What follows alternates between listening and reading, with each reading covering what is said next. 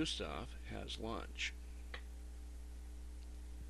Gustav is an American alligator. He lives in the Barataria unit of the Jean Lafitte National Historical Park and Preserve, and he is a big boy. He's about 12 and a quarter to 12 and a half feet long.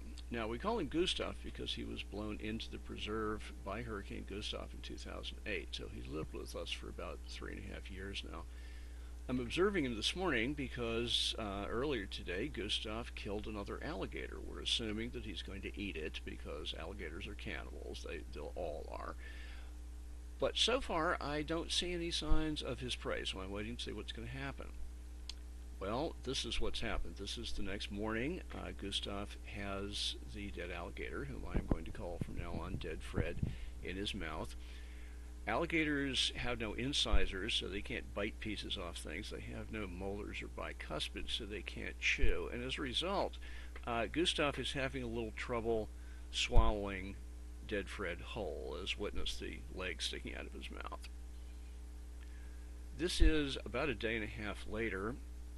Gustav is swimming down Lower Kenta Canal, and you can see that he still has Fred in his mouth. He's decided to get up on the bank on the other side of the canal, and I'm waiting to see what he's going to do when he gets there.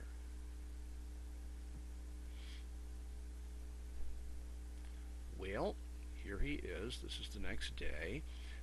Poor old Fred's starting to look a little shop-worn.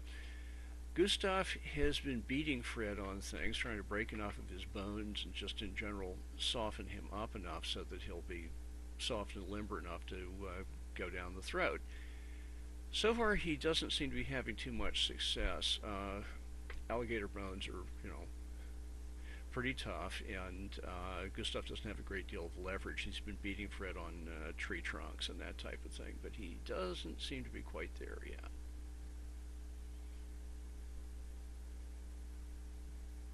That's the next day, and Fred's starting to look a little nasty, but he's still there. And Gustav is still doing what alligators do best, which is not much. He'll wait till it cools off a little, I think. Alright, this is the next day. If you look just to the right of Gustav's body, you can see Fred lying on top of the bank on the other side of the canal. This is a slightly better view, but you can see Gustav is doing what alligators do best, which is not a thing.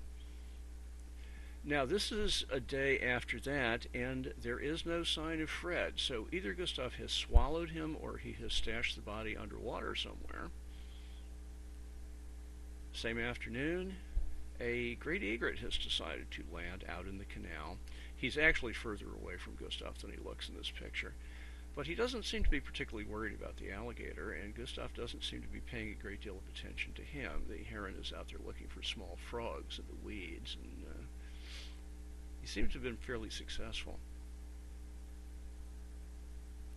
Well, life in the canal goes on. This is another gator about the same size as Fred, right down where Fred was killed, and he's just hanging out.